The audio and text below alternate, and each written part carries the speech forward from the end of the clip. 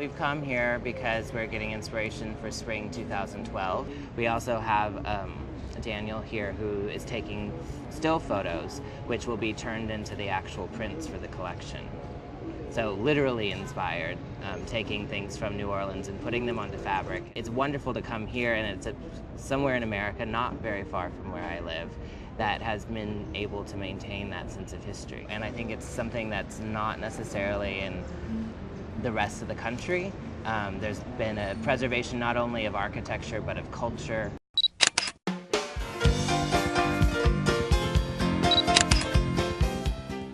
I think what's cool here, it seems to be more how the land was, maybe before it was inhabited.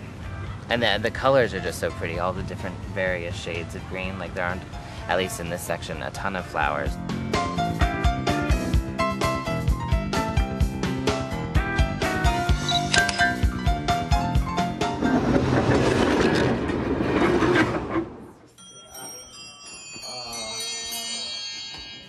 Whether it's the personality of the people, whether it's the personality of the homes, the architecture, even the things that grow in the city. I think that's what's really beautiful about it, is that people feel like they connect to it, and once they've connected to it, they're willing to preserve it and give their all to make sure that it stays that way. The feeling I get most is just a sense of uniqueness, even with the sort of classic nature of the architecture here in the French Quarter. Every, railing is different. Everything has a personality.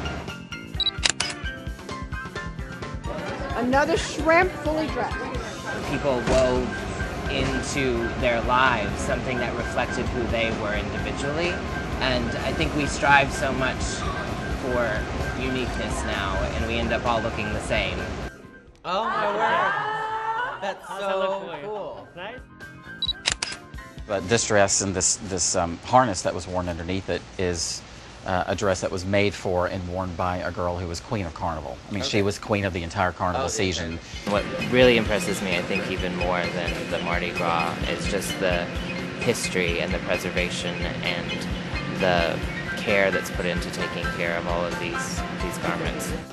This is probably the most historic building in Louisiana. This is called the Cabildo, and it was built by the Spanish in the 1790s as well, and was the seat of government for the Spanish colonial government in Louisiana, the whole schmear. These, each one of the bottles represents one of the people who didn't make it through Katrina. So they are people who died in the storm, and the helping hands, of course, there are not enough of them, but they represent the outpouring of giving and volunteering that came to the city from really all over the world.